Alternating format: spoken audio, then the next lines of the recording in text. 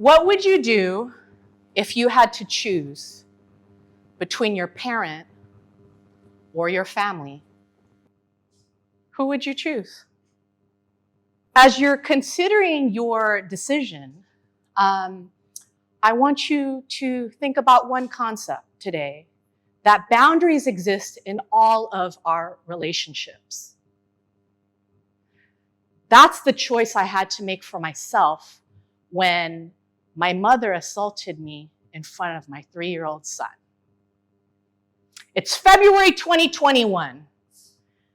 My daughter Amaya had just been born, 3 months old. My family had all just healed from COVID-19. Everybody except for me. I didn't get it.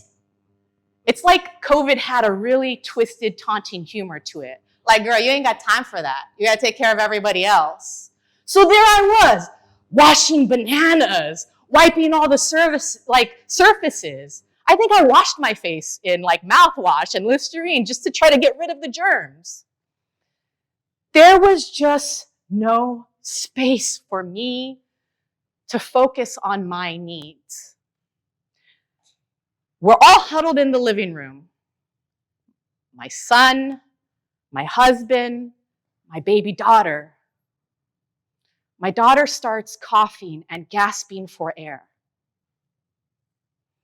And I just took a moment with my motherly instinct to just assess the situation. Show of hands, who here is a parent? So you know what I'm talking about. Is it a hungry cry? Is it a fake cry for attention? I just needed a second to listen. My mother comes storming into the living room. You need to make her be quiet. I don't need to make her do anything, I said. I'm your mother. How dare you disrespect me? Mom, I just need a moment. Please, let's just take a step back. We have been through so much the last couple of months. I just need a moment. I'm your mother. Don't disrespect me. I should come before everyone else, your husband and your children. Mother's number one.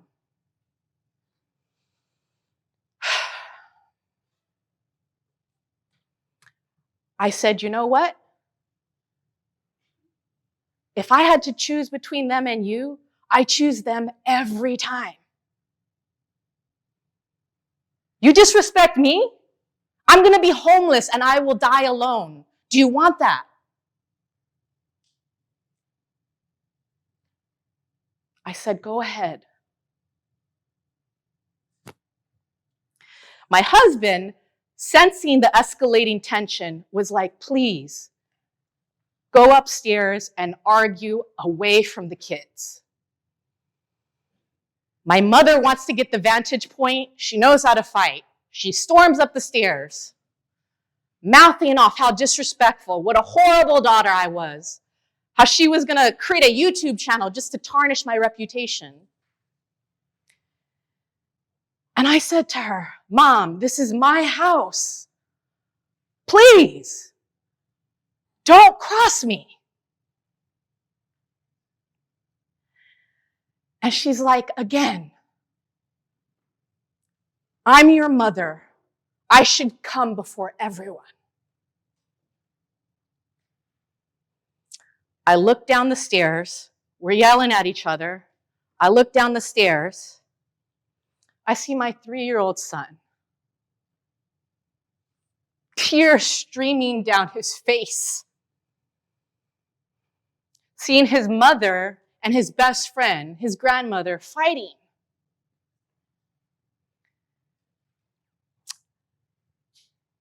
My mother just kept going on and trying to win this argument. Next thing you know, I told her, please, don't cross this boundary, or you will never see me or your grandchildren again. Out of nowhere, in a fit of rage, she just starts punching me, scraping her razor-sharp nails at me, across my face, across my chest. To which I'm in disbelief. I'm covered in tears, pain, and disappointment.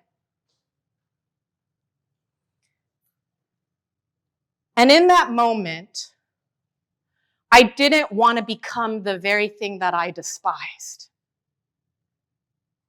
So instead of actually being angry at my mother, I held compassion for her because I thought about her life.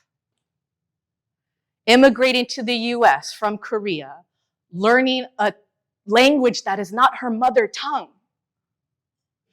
Born into poverty, raising 2 kids on her own, mental health struggles, being a victim of gender-based violence for being a strong Asian woman. This is all that she knew. So in that moment, I had compassion for my mother. I look back at my son, and I have compassion for him. Because I look back at my childhood, and I remember the distraught feelings, the confusion, and the fear. And then I had compassion for myself. What did I need in that moment? I needed to make a choice.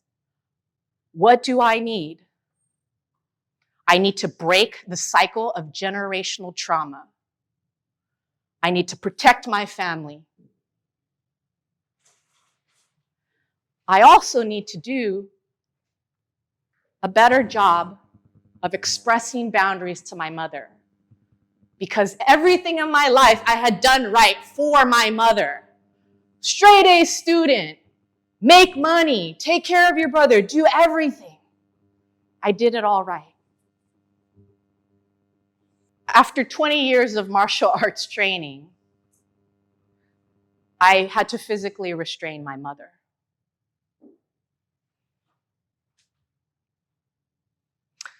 It was the hardest thing I've ever had to do. Because I was in so much pain of how could I forgive myself? I don't want to hurt her, even though I'm in pain. And she just looked at me like I betrayed her. But I chose to create a boundary so that I could live my life by design and thrive rather than stuck in guilt and shame and sorrow.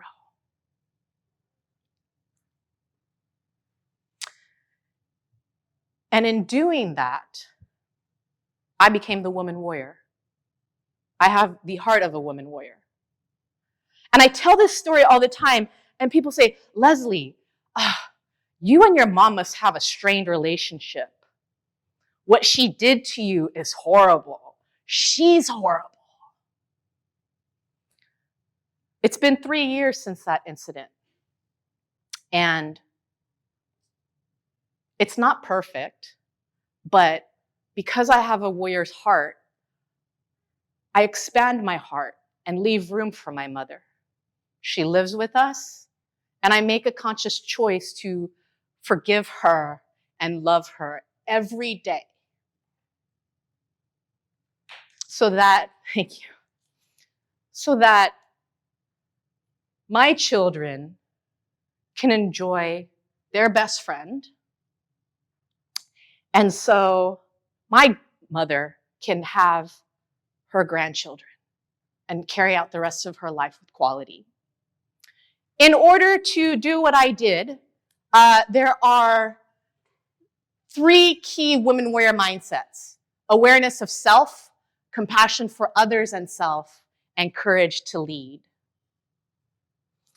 You have to forgive yourself. You have to show compassion and really focus on the healing in order to exert a boundary. When you establish boundaries powerfully and effectively, you won't have to make the choice because the recipient will make the choice for themselves. Most people think of boundaries of being the very thing that pushes people away. But what I want to ask you is, if you had to make that choice and you have someone in your life who you need to create a stronger boundary with so that it would be the means of drawing you closer, who would that be? Why do you want to do it?